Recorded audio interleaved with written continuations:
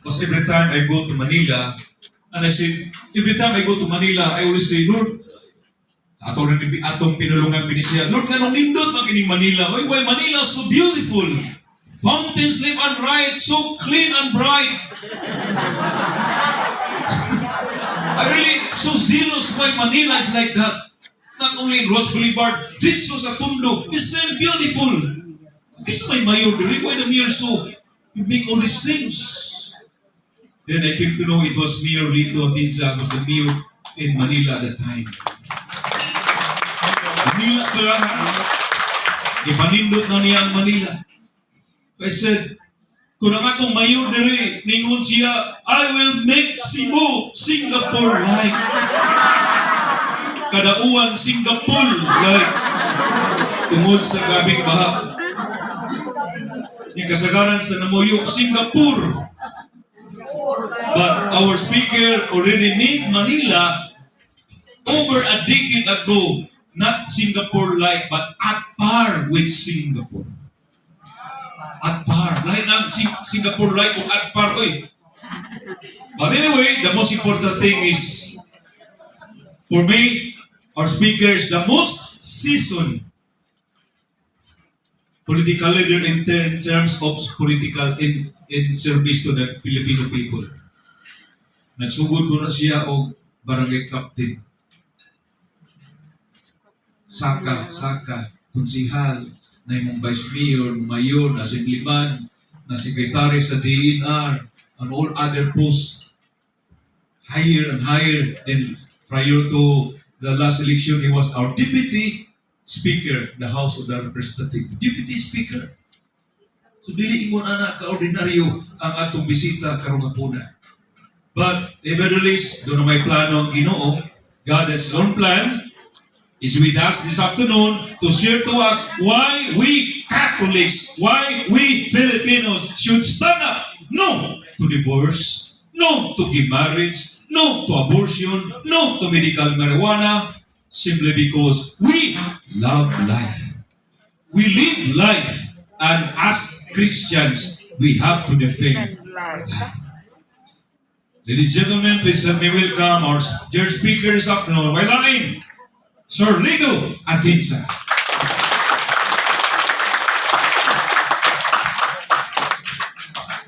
By the way, sir, do not forget to inform everybody, the one you told us, na you don't have to reach 100, the age of 100 para maka 100,000 ka. Okay.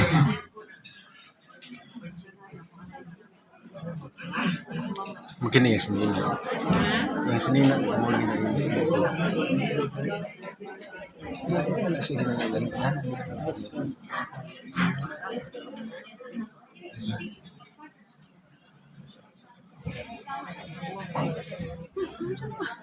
Again, a big hand to our guest speakers, Sir Lito Atienza. Thank you. Can I sit down? No, I just had an operation. Both knees. I now have metal. Bakal. Sa tuhod. Kaya pag sinipa ko yung mga kalabang ko, bakal. Tatawa sa ano. Anyway, can I sit?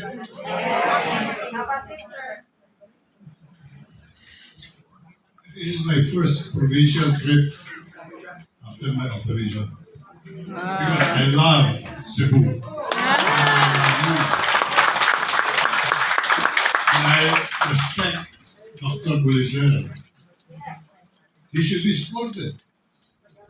So basta may projects yun, Doc, sali ko. Sabi niya, punta ka sa Cebu. Bago pa na yung tuhod ko. Sige, punta ako. I said yes, without even thinking.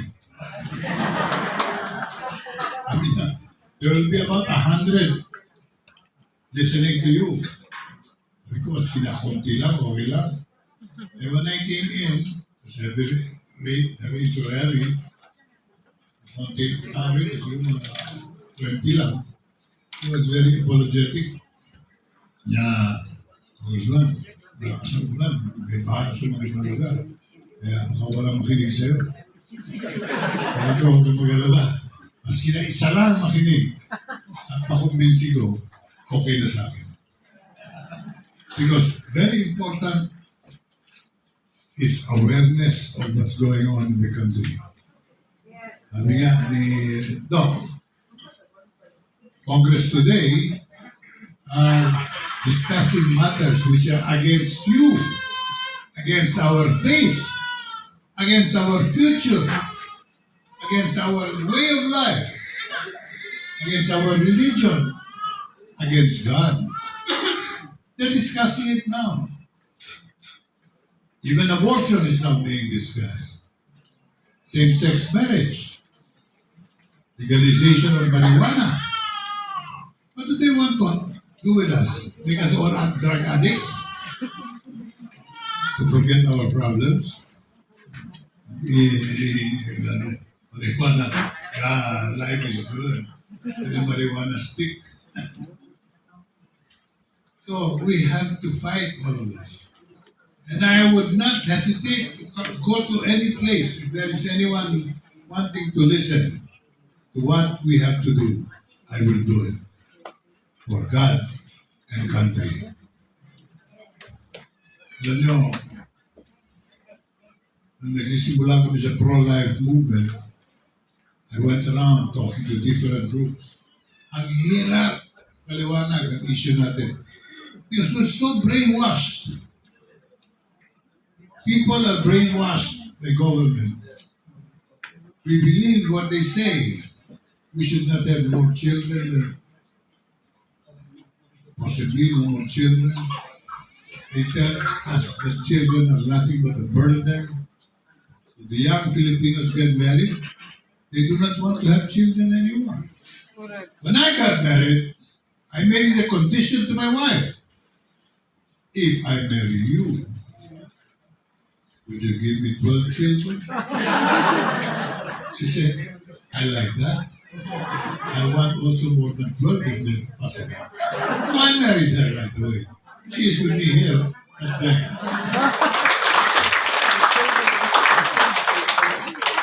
So we had a child every year.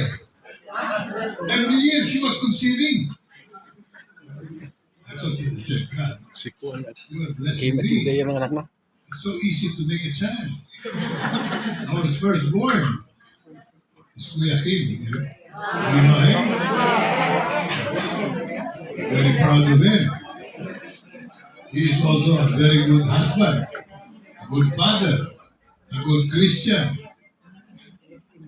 and he's a defender of life. So I welcome all of you. I thank all of you for being here. And hopefully, when we separate tonight, you are better informed and you will join the fight. Kasi nung nag-uumpisa kami ng pro-life movement, salita ko ng salita. Kasi na 500 tao, puro matatanda pa. Kwento ko ng kwento, 2 oras, kinag-ibis ko. Ilan ako. Hindi tayo marami. Ang problema, hindi dami ng tao. Ang problema, iba. Corruption, mismanagement, bad government. After 2 hours, sabi sa akin sa elderly, tama ka naman eh. Dito, ang dami-dami ng tao. Why are you listening at all? I never said that. I said, the problem is not overpopulation. The problem is mismanagement of what we have and we cannot progress as a nation.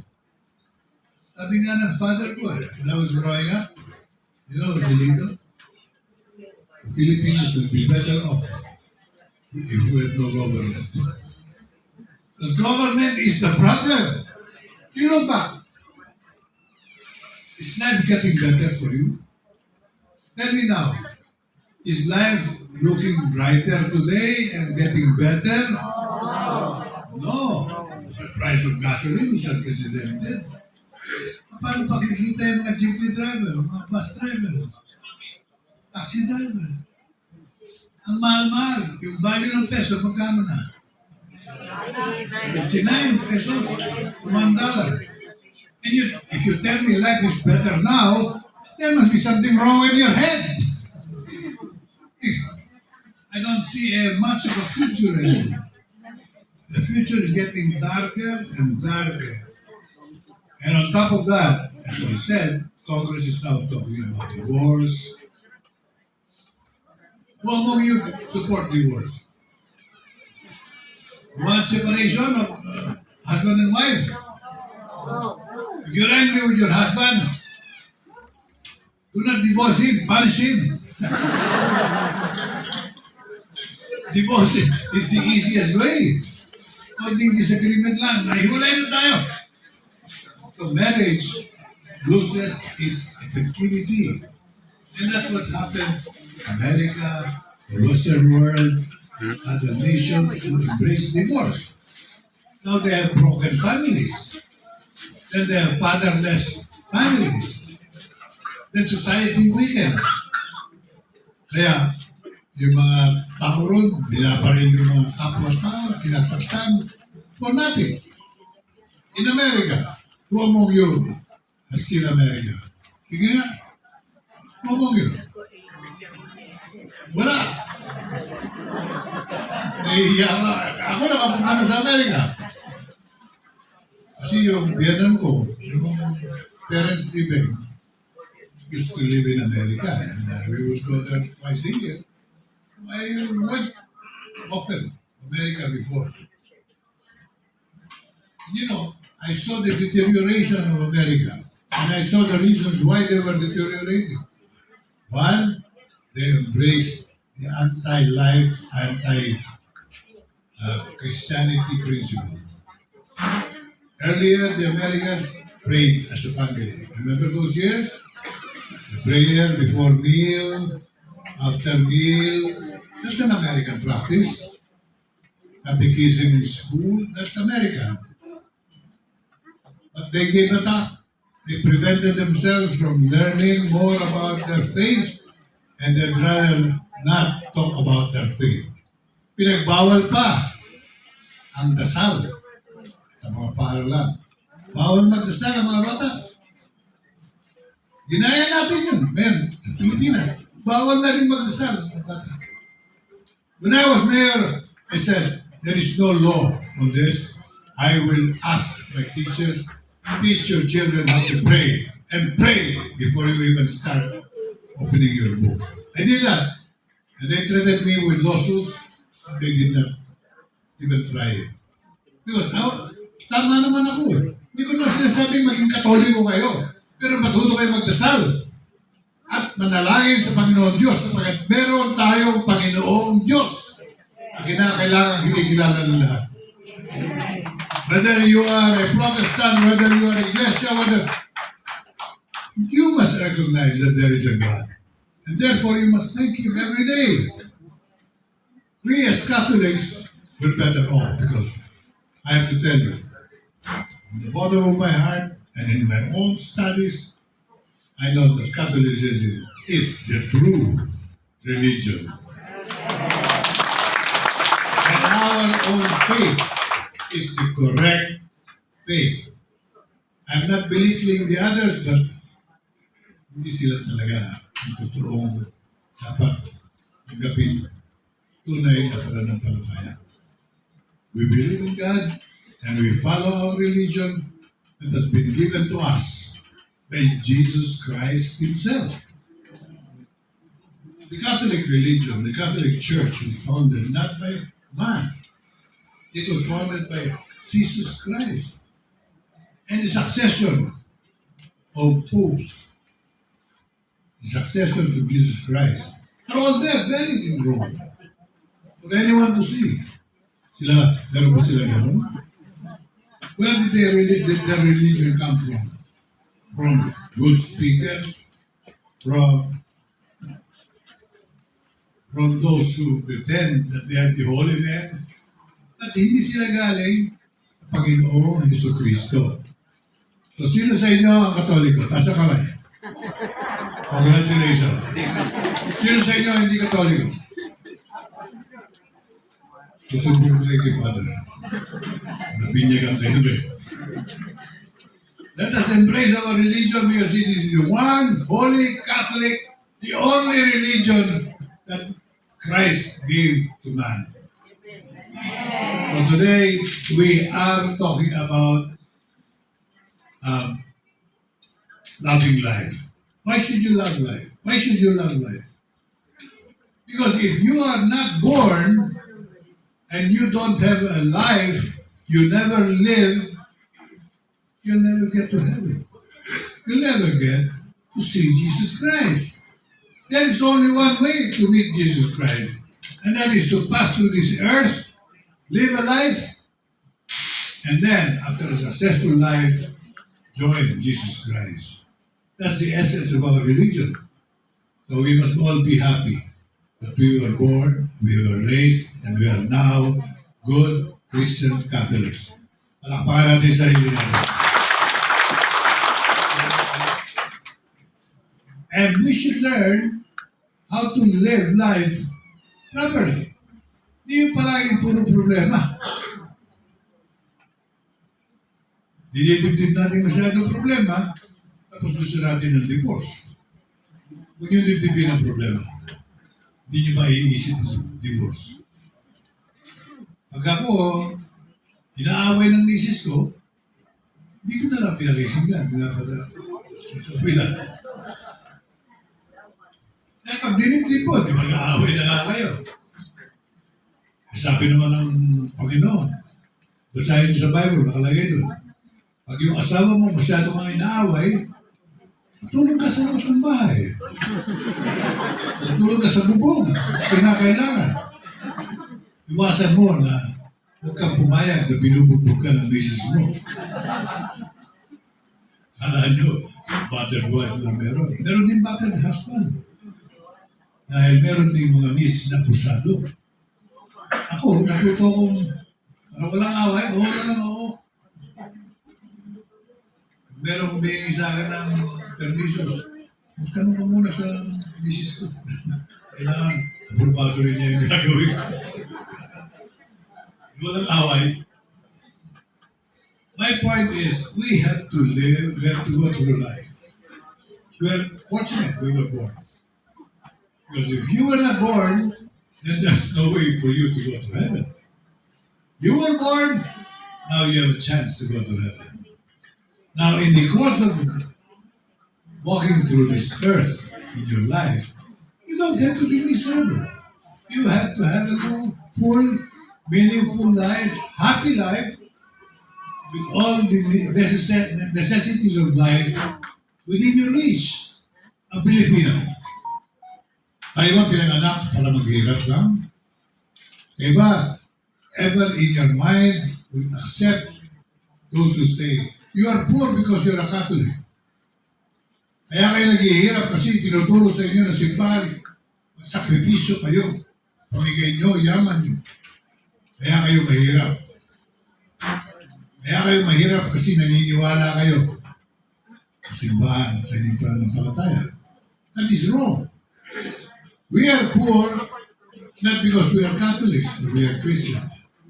Analyzing nyo yung question, bakit nga ba Pilipino mahirap? Bakit ang ibang bansa yung mayaman? Alam nyo kung bakit tayo mahirap? Sino makakasagot nila? Bakit mahirap ang Pilipino?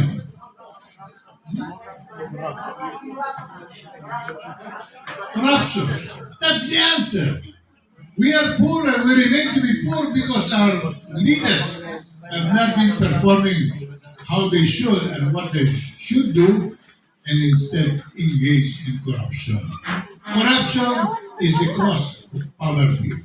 Corruption deprives us of the promised land. Although if you look at what the Bible says, pag-aralan nyo, the commitment of God, the promise of God, Deuteronomy. It is contained in that particular book of Deuteronomy, the promise of God. Bibigay ko sa inyo lahat na kailangan nyo. Luntiang mundo, punong-puno ng punong kahoy. When I read that book, I said, Philippines yun. Rich waters all around.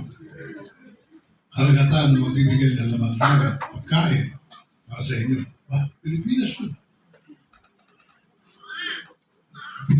Bato na mayroong ginto. Buhangin na mayroong bakal. Lahat ng mineral, That's Pilipinas. ibibigay ko sa inyong paligiran. I was telling myself, that's the Philippines. Don't you remember the good old days when food was abounding? Here in Cebu, fish was never a problem. We had so much fish in our waters. I remember when I would go to Cebu before, I'd buy daing na lapu-lapu. Ang lalaki. Yung daing na lapu-lapu. Yan ang taligid. Yung galunggong, mahal na mahal na. Yung sapsap. Yung tuna. Dito na lang kung mayroong tuna. Kala nyo. Maraming bahagi ng mundo, wala ng tuna. Why? Lakas ba masyado kayo kumain? Hindi. Again, the selfishness of man.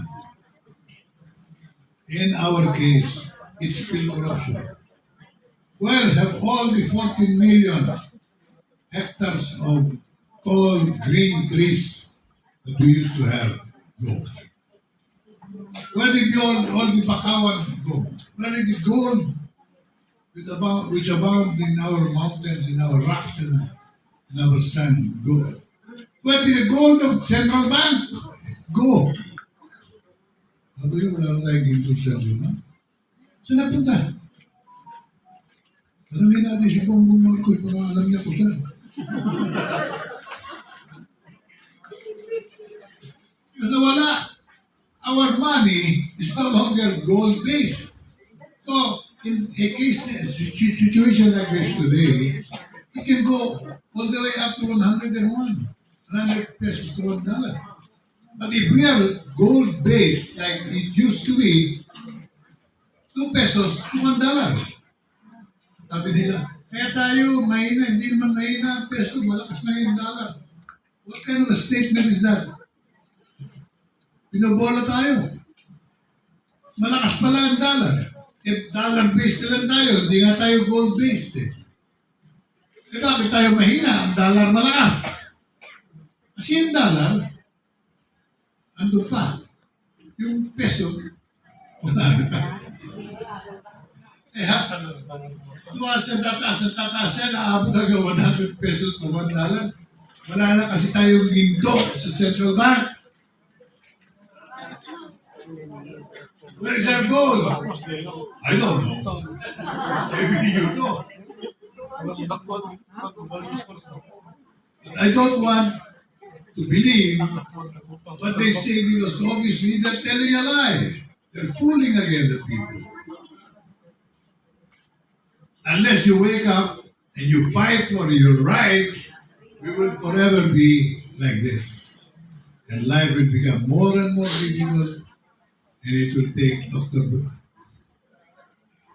Bulisera more meetings like this, more people informed, because we will be crowded and me thinking, and we will start even blaming ourselves more and more and more. The number of children as the cause of poverty. Never should you accept that. The number of people will never be over what God plans for us. The world will never become overpopulated. Because when God created the world, He created our minds. Man will always find a solution to problems that he encounters. Okay, maniwala na bilang ng tao ay susobra dating ng araw. At wala na tayong makakain lahat. Wala na tayong makakain dahil inuuwi ng mga politiko yung pera na nakalaan sa ating pagkain. You can call me, ha? At yes, says we're poor because of corruption. You remove corruption, we will all be living a better life. This child, Iran, you will have a better future if our government is being run by effective leaders and not people who just make up stories, spend a lot of money in election. I don't know what happened here in Cebu, but I know that my party, Boy Party List, miserably lost in Cebu. I don't know why. Ayaw na ba niyo sa Boy Party List? Imagine, ako, because I believe in Manny Pacquiao, I couldn't say no to him when he said, help me by running with me. I said, my knees are already deteriorating. I have to undergo operation. I may not be able to help you and campaign with you. He said, no, just agree to run with me. I couldn't say no anymore. I ran with him. Nangihinaya ako because if we wanted a good man, we should have chosen Manny Pacquiao. But even if we did not choose Manny Pacquiao, I was forced to find a candidacy as vice president. But in spite of the fact that I did not campaign, I couldn't campaign. I was really falling all over the place. Walking was a big pain on my knees. And in spite of that, I got almost 1 million votes. So those of you who voted for me blindly, thank you. Those who committed a mistake, not voting for me, I forgive you because I did not expect to win. But what I cannot believe is that here in Cebu, Buhay Party List only got 1,500 votes. You believe that? Siguro hindi nyo binoto ang buhay. Kung binoto nyo, tanong nyo, Kami, 1,500 lang daw ang buhay. May kumuha ng boto natin. Ako, hindi ko sinisisi kayo. But I feel and I think I am sure the COMELEC people utilize magic again on the nation. They announce the results without showing any counting, any canvassing. They announce the results. Why party list? No votes here, no votes there. Total, 100,000. My God, I was telling myself, did people reject what we have been saying, what we have been doing? Are they disapproving of my performance in Congress? Because when I was a congressman, for 9 years, 3 consecutive terms, I did my best for you to defend our faith. Yung mga proposal na yan, divorce, abortion, legalization of marijuana, same-sex marriage, they introduced that when I was in Congress. But they did not succeed. I fought it all the way from the committee to the plenary. And President Duterte listened. Earlier he said he was for gay marriage. When he heard the debates in Congress, and he don't care that taking the position of negative, and all of them on the other side, he issued a statement. I will not approve that. I will veto that measure, even if Congress approves it. That defeated the measure right there. Yung divorce, sabi niya, nung una, in favor daw siya. Pero nung nag-debate na kami, nagbago siya sa kanyang posisyon. I would not support divorce. Even if I do not like my wife, I would not divorce her. Illegal na yun kanilang pan. Abortion, don't even play around. Don't even think about it. I don't think it depends on the person. Sabi tuloy ng iba. Si President Duterte nakikinig, yat-yansa eh. Pag nagsalita si yat-yansa, nagbabago siya. Whether that's true or not, I think former President Duterte for siding with my position. I fought abortion, I fought same-sex marriage, I fought the marijuana bill, and all the anti-life bills. Death penalty. Una si Duterte proponent ng death penalty.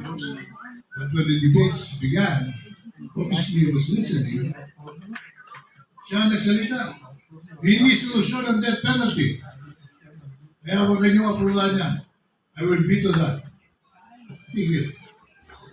I hope President Bongo is also listening now.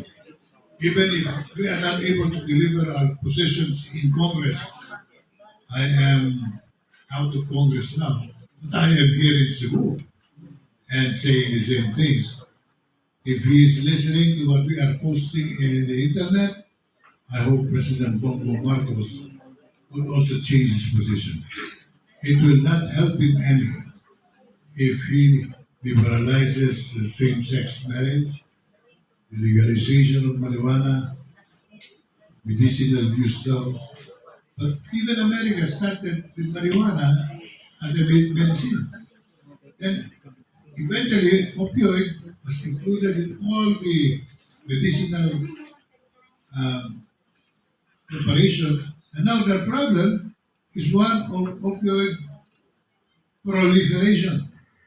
Kaya sa Amerika, maraming mga nagsasalita, sarili nila. If you're in a bus there, you'll hear someone beside you, I don't know, there might be something or other. Parang nagsasalita ng Amerikano.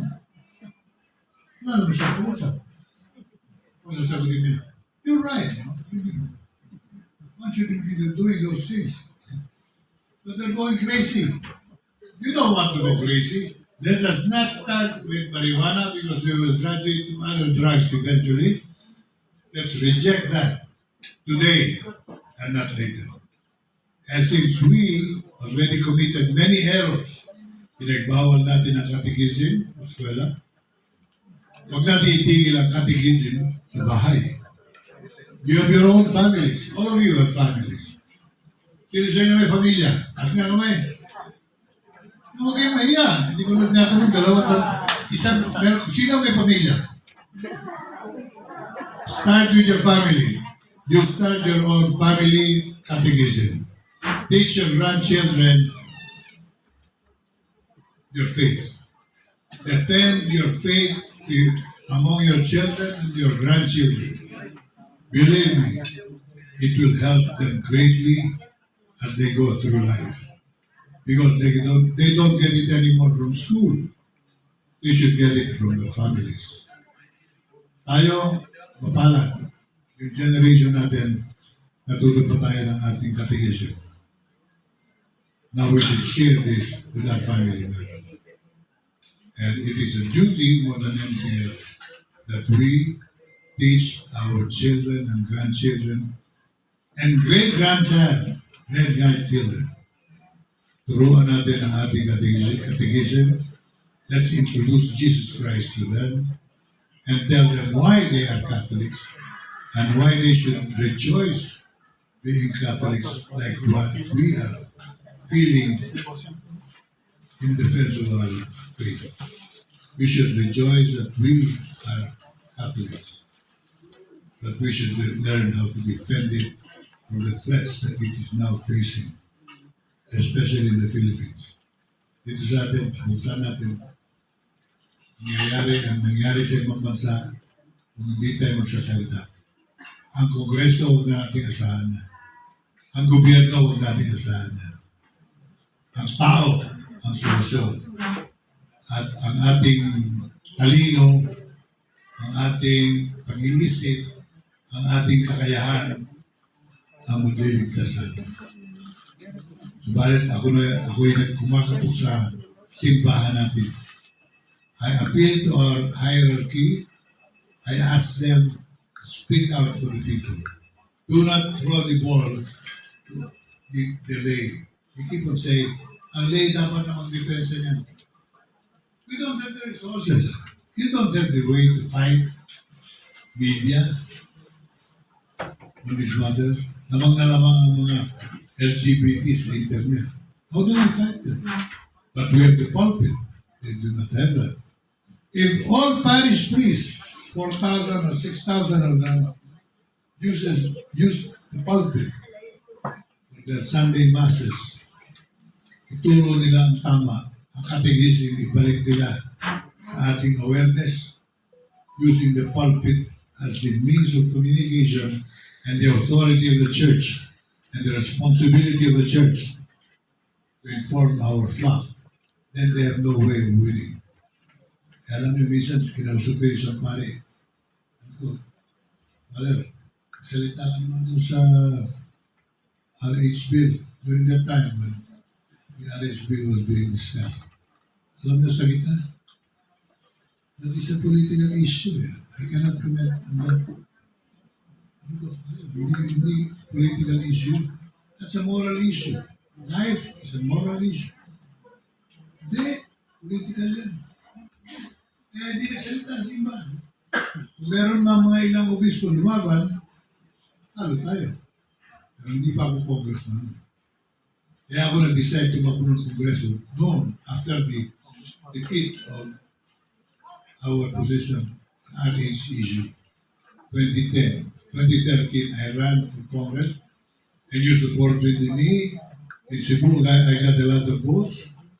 I started working. Lahat sa mga anti-life measure, hindi lumusot yan while I was standing in Congress. They never heard my voice faltering whenever I spoke about defending life, enjoying life, and loving life. And do that when we separate today. Please bring to your homes the message of hope that the catechist today is no longer teacher Mary or teacher. The catechist in the home is the father, the mother, the grandfather, the grandmother. Let's take our catechism to our own homes. Will you do that? Yes. And let's tell our families how fortunate we are because we are followers of Christ. Mabuhay!